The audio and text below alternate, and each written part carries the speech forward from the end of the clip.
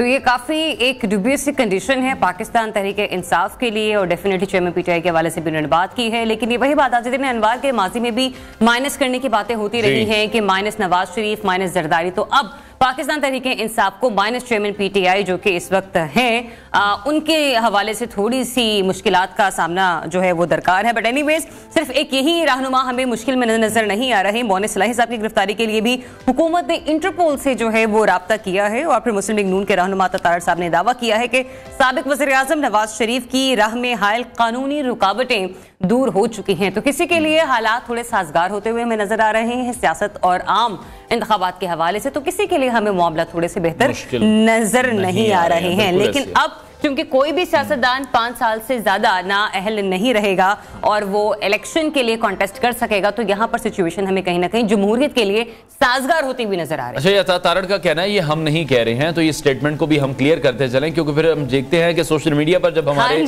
Clips लगते हैं तो फिर हमें लोग ट्रोल करना शुरू कर देते हैं। तो ये सियासतदानों के बयान हैं जो हम आपके साथ शेयर कर रहे हैं। अच्छा, इसी तमाम सूरत हाल पर हम बात करेंगे। सीनियर तज्जियाकार ताहिर मलिक साहब ने हमें ज्वाइन किया है। मलिक साहब, बहुत शुक्रिया आपके वक्त के लिए। पाकिस्तान तहरीके इंसाफ इंट्रा पार्टी इंतखाबात का जो मामला है इलेक्शन कमीशन में 2022 से हम देख रहे हैं कि इल्तबा का शिकार रहा। फिर कमीशन की जानिब से फैसला सामने आ गया है कि पीटीआई को अब 20 दिन के अंदर इंट्रा पार्टी इंतखाबात कराने हैं, नहीं तो बल्ले का निशान फिर उनसे वापस ले लिया जाएगा। इलेक्शन एक्ट के मुताबिक तो ये कोई अनोखी बात नहीं है, तमाम सियासी जमातें इंट्रा पार्टी इंतखाबात कराने की पाबंद हैं। दुरुस्त का आपने, मगर एक दो चीज़ें हैं जो हर पार्टी का, ये जो कोई एक असूल नहीं है।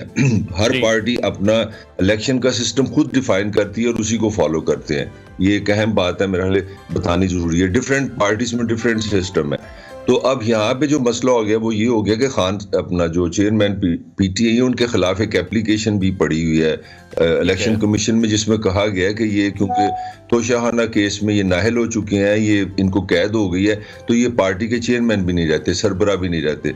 तो अब सवाल इससे ये पैदा हो गया, जो जिन लोगों से जो कानून को समझते हैं उनका कहना ये है कि जब पहले तो उसमें हम शायद बाद में बात कर लेंगे, मेरे ख्याल में इलेक्शन है ही बड़े मुश्किल है इस वक्त। जो पूरी पार्टी वो जिस तरह ताश के पत्तों की तरह बिखरी हुई है, कुछ लोग गिरफ्तार हैं, कुछ लापता हैं, कुछ छुपे हुए हैं। मतलब पार्टी इस वक्त पार्टी है ही नहीं फिजिकली, तो इलेक्शन कहाँ से होंगे? पहली बात ही होगी। अगर आप करा भी लेते हैं तो उसके जो सिस्टम है, वो जो सरबरा पार्टी का जो खुद चेयरमैन है अपने इमरान खान है, वो अपने हाथों से लिख के भेजेंगे ये रिजल्ट आए। तो इसके लिए इनको 20 दिनों में इलेक्शन कराने या 7 दिनों में इन्होंने इलेक्शन कमीशन को ये रिपोर्ट देनी है। अब सवाल ये है कि अगर जब चेयरमैन लिख के भेजेगा कि ये मेरे इलेक्शन हो गए हैं, ये इससे नतायज आए हैं, तो इलेक्शन कमीशन तो यहाँ पे स्टैंड ले सकता है कि भाई आप किस तरह चेयरमैन बन सकते हैं। लेकिन मलिक साहब, अभी हम देख रहे हैं कि पीटीआई इस जो फैसला भी आया है इसको चैलेंज करने जा रही है फिर अदालत में।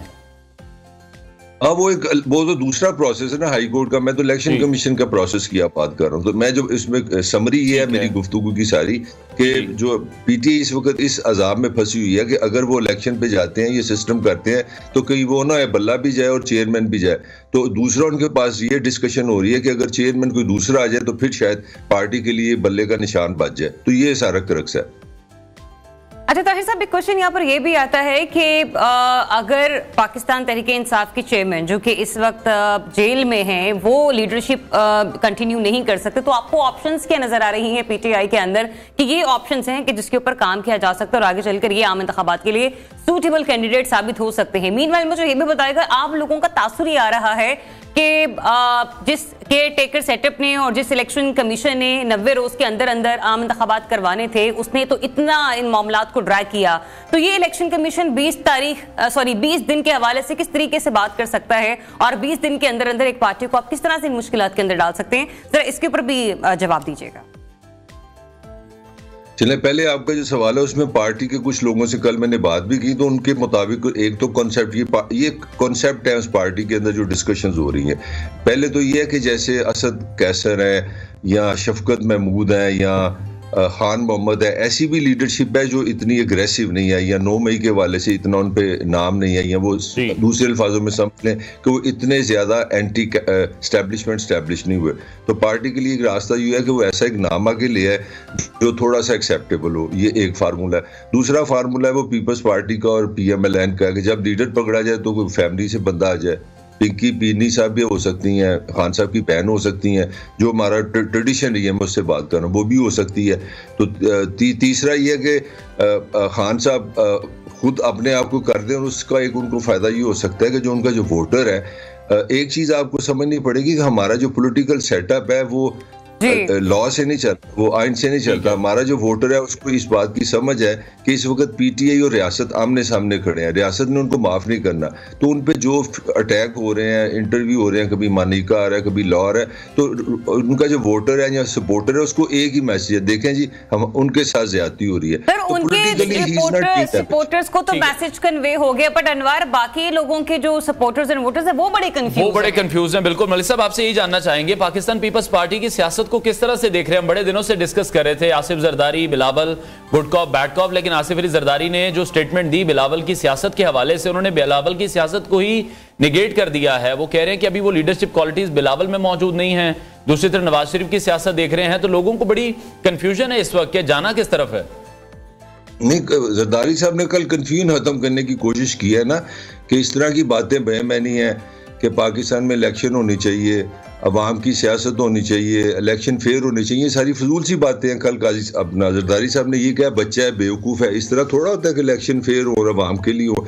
उन्होंने कल 3-4 बातें बड़ी क्लियर समझा दी हैं कि ये पावर पॉलिटिक्स है, क्योंकि मैं ताकतवरों को समझता हूँ, उनसे बात करनी चाहता हूँ, टिकटें मैं देता हूँ, पीपल्स पार्टी में। मतलब उन्होंने क्लियर मैसेज ये कराया। मैं आई एम अमेज्ड मलिक साहब, आई एम अमेज्ड। आप ही कह रहे हैं जरदारी साहब ने कहा कि बच्चा है, बेवकूफ है, मतलब एक ऐसा शख्स जिसके लिए हम कहें बच्चा है, बेवकूफ है, आप उसको आने वाले मुस्तकबिल का प्राइम मिनिस्टर समझते हैं, ये भी जरदारी साहब की अपनी ख्वाहिशात में से रही है। और फिर दूसरी तरफ नवाज शरीफ कह रहे हैं कि वो झूठ नहीं बोलते हैं, तो ये किस तरह की स्टेटमेंट सामने आ रही है सियासतदानों की तरफ से?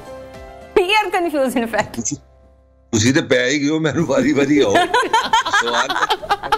पहले मैं जरा बिलावल को बेवकूफ नहीं, उन्होंने कहा, उन्होंने कहा कम अकल है। ये मेरी इंटरप्रिटेशन है, वो ये कहना चाह रहे हैं कि ये कहाँ की सियासत है कि आप बात करें कि ताकत का सरचश्मा अवाम है। मेरे नाने ने कहा था आप फेयर इलेक्शन कराएं, लोगों की खिदमत करें। उन्होंने कहा कि इस तरह की कोई सियासत नहीं होती, सियासत होती है 2-3 चीजों की, मसलन टिकटें मैंने देनी है, पावर पॉलिटिक्स मेरे हाथ में है। फिर एक जो उन्होंने एक छुपा हुआ जो तीर चलाया, वो ये भी चलाया कि अभी आप फिक्र ना करें, आपको पता नहीं है कि मैं क्या कर सकता हूँ। उन्होंने ये मैसेज इलेक्टेबल्स को दिया। वो इलेक्टेबल्स को इसलिए दिया कि क्योंकि वो सारी नवाज शरीफ की जो इस वक्त गेम चल रही है, वो सारी इलेक्टेबल्स पे, सिंध पे काम कर रहे हैं, बलोचिस्तान पे काम कर रहे हैं, केपीके में काम कर रहे हैं। तो उन्होंने इलेक्टेबल्स को मैसेज कराया कि यार इतना घबराओ ना, हमारे साथ भी कुछ हो सकता है, हम भी आपको कुछ बताएंगे।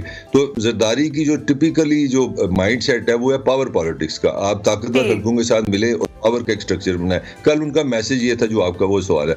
तो जो नवाज शरीफ साहब हैं वो झूठ नहीं बोलते, मगर वो झूठ नहीं बोलते जो उनको अच्छा नहीं लगता। मतलब जो सच उनके अपने हक होता है वहां पे वो सच बोलते हैं। उन्होंने कल फिर वो मरी में एक पुराना जो उनका स्कूल ऑफ थॉट है वो कल वहां पे वापस गए हैं कि पाकिस्तान तरक्की कर रहा था, पाकिस्तान जर्मनी और स्विट्जरलैंड से मुकाबला कर रहा था, यहाँ दूध फ्री हो गया होता था, सोना जो था सड़कों पर रुल रहा होता था 2017 में, तो आपने मुझे निकाल के सारा तबाह बर्बाद कर दिया। ये उन्होंने सच बताया। तो इतनी सी कहानी है। जहाँ पे पीटीआई का मामला है, पीटीआई के लोगों को पता कि कंफ्यूजन है, हमारी बारी नहीं आनी, रियासत हम पे चढ़ी हुई है। और ये मैं नहीं कह रहा, ये आपके वजीर आज़म साहब फरमा रहे हैं कि इमरान खान साहब और रियासत आमने सामने है। आपका निगरान वजीर जो वजीर दाखिला है वो 10 दफा कैच कि वो रियासत के मुजरम है। तो ये तीनों मैंने चीजें आपको जो पॉलिटिकल सिनेरियो मैंने आपको बता दी है। ठीक है, तो ताहिर मलिक साहब जितना तज्जिया आपका मिला है उसके बाद मैं ये कहूंगी कि सियासतदान ने अपने सपोर्टर्स और वोटर्स को भी ये समझाते हुए नजर आ रहे हैं, जागते रहना, साढ़े तेरह रहना। और एक और मैसेज जो मुझे लग रहा है आसिफ अली जरदारी साहब कन्वे करें कि उनकी जो पावर पॉलिटिक्स है